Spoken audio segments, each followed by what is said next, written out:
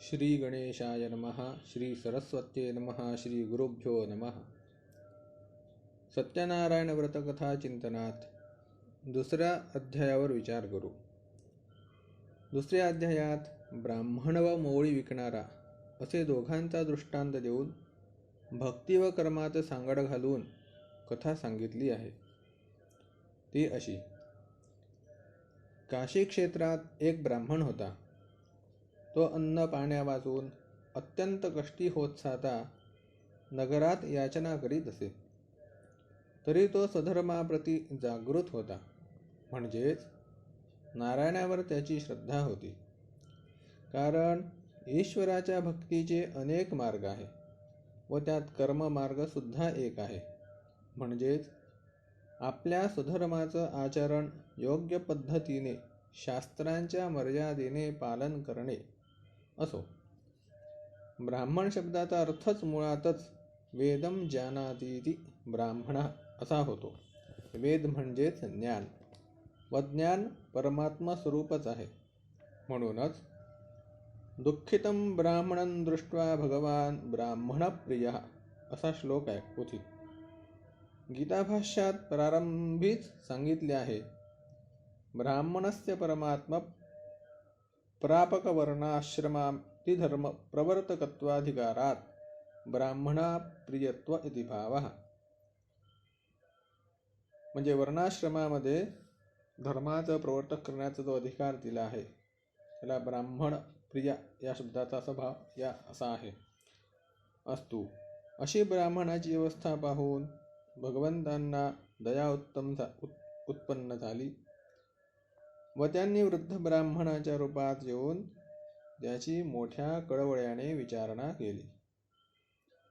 ब्राह्मणाने सगळी हकीकत सांगितल्यावर ती ऐकून त्यांना मनुष्यांच्या सकल इच्छा पूर्ण करणारे व दुर्गतीतून सुटण्यासाठी सत्यनारायणाचे पूजन करण्यास सांगितले व अंतर्धान झाले.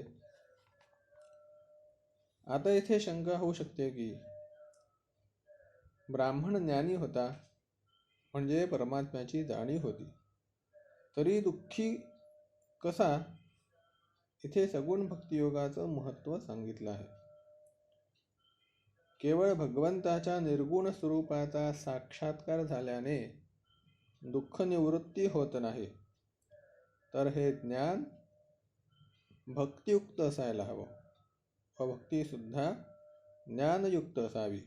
जसे केवळ दागिना आहे अशा जाणीवेपेक्षा हा सोन्याचा दागिना आहे असा अनुभव होणे त्या दागिन्याप्रती अत्यंत आकर्षण निर्माण होते.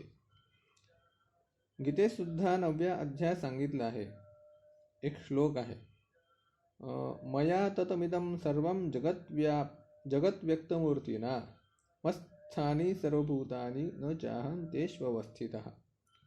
म्हणजे याचा अर्थ असा आहे की मी आपल्या अव्यक्त मूर्तीने म्हणजे सर्व नामरूपाने नटलेल्या अतींद्रिय व व्यापक अशा सगुण स्वरूपाने सर्व जगात व्यापून आहे. माझ्या ठिकाणी सर्व भूते आहेत, पण मी त्यात नाही.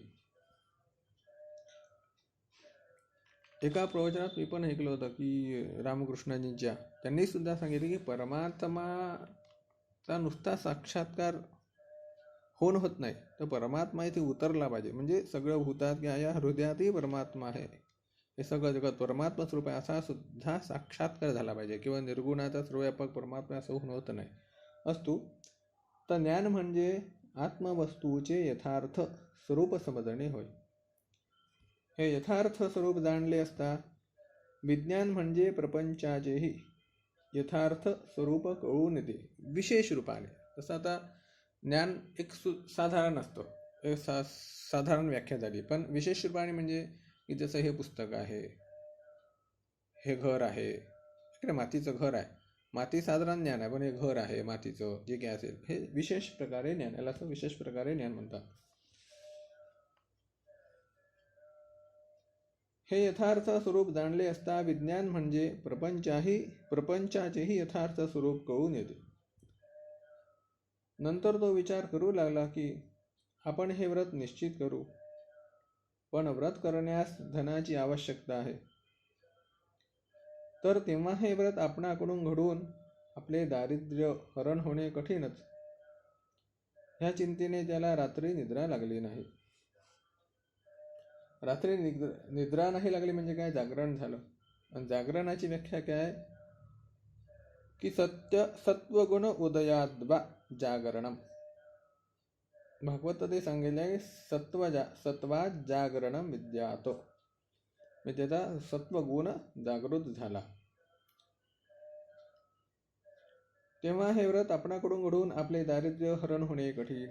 ह्या चिंतेने त्याला रात्री निद्रा लागली नाही. ह्याचे सर्व लक्षण सत्यनारायणाच्या ठाई लागून राहिले.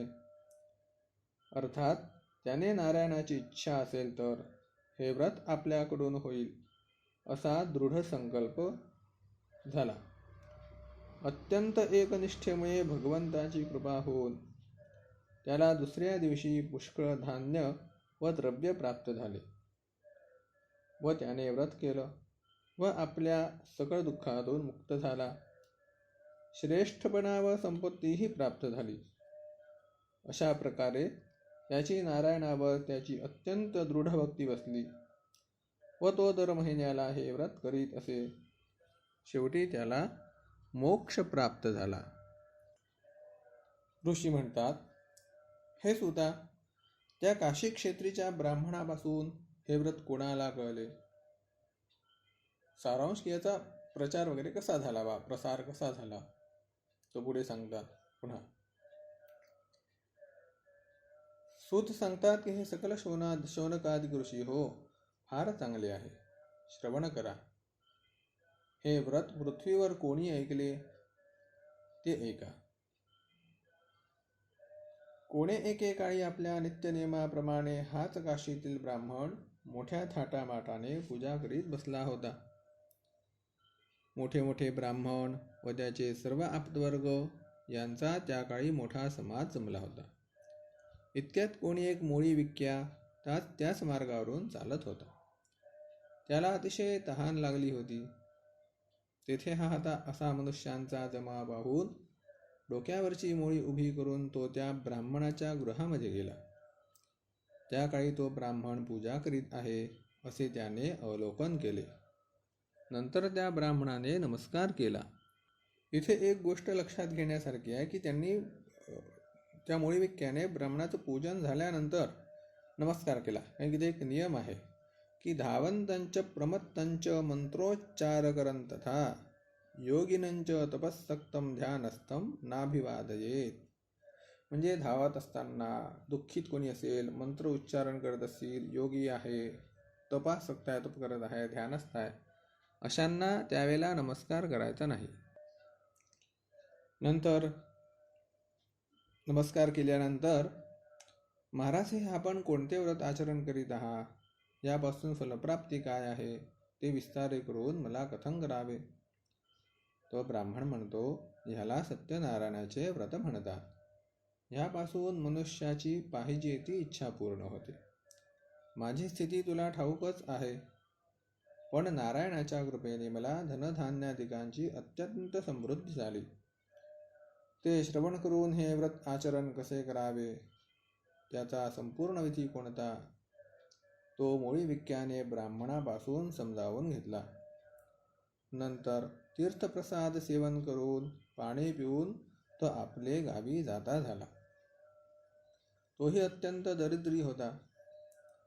सत्यनारायणाचे व्रत महात्म्य श्रवण होताच त्याचेही चित्त सत्यनारायणाच्या ठाई लागून गेले. नंतर त्याने आपल्या मनाशी संकल्प केला की काष्ठे विकून जर काही द्रव्य प्राप्त झाले तर तेणे करून मी नारायणाचे पूजन करीन. ह्याप्रमाणे संकल्प करून मस्तकावर काष्ठभार घेऊन गृहातून गमन करिता झाला. नंतर त्या नगरीची ठाई मोठमोठ्या श्रीमंत लोकांच्या वस्तीला तो जाता झाला. त्यामुळे विक्यास त्या दिवशी लाकडाचे नित्यापेक्षा दुप्पट मोल प्राप्त झाले. जेणेकरून त्यास अत्यंत संतोष झाला. त्याने तत्काळ सुंदर पिकलेली केळी, साखर, तूप, रवा इत्यादी सर्व काही पूजा साहित्य घेऊन तो आपल्या गृहाप्रत येता झाला. नंतर संपूर्ण आप्तवर्गास पाचारण करून त्याने यथासांग नारायणाचे पूजन केले. तदनंतर या व्रताच्या प्रभावे करून त्यास संतती संपत्ती प्राप्त झाली. ह्याप्रमाणे इहलोकाच्या ठाई पूर्ण सौख्य भोगून तो अंतकालानंतर सत्यनारायणाचे लोकाप्रत जाता झाला. या द्वितीय अध्यायामध्ये एक महत्त्वाची गोष्ट आहे. इथे एक ब्राह्मण म्हणजे ज्ञानसंपन्न विद्यासंपन्न एकदम आणि दासवृत्तीने आपलं जीवन व्यापन करणारा मोळीविक्या असं उदाहरण दिलं आहे. यामधून हेच सांगितलं आहे की कर्म कोणतंही छोटं नाही, कोणतंही मोठं नाही, फक्त कसं करायचं. एवढा ज्ञानी होता ब्राह्मण, तरी तो पण दुःखित होता. जोपर्यंत त्या दोघांना सुद्धा सत्यनारायण भगवंताची जाणीव किंवा भक्ती नाही प्राप्त झाली, तोपर्यंत दोघेही दुःख होते. आणि ज्या वेळेला दोघांना सुद्धा सत्यनारायणाची भक्ती प्राप्त झाली, जाणीव झाली, त्यावेळेला दोघंही सुखी झाले. तिथे असा भेद नव्हता की तिथे भेद नाही झाला की ब्राह्मणाचं कल्याण झालं आणि त्यामुळे विक्याचं कल्याण झालं, असं नाही. म्हणून भक्तीच्या ठिकाणी की ईश्वराच्या ठिकाणी कसलाही भेद नाही, तुम्ही त्याची भक्ती करा.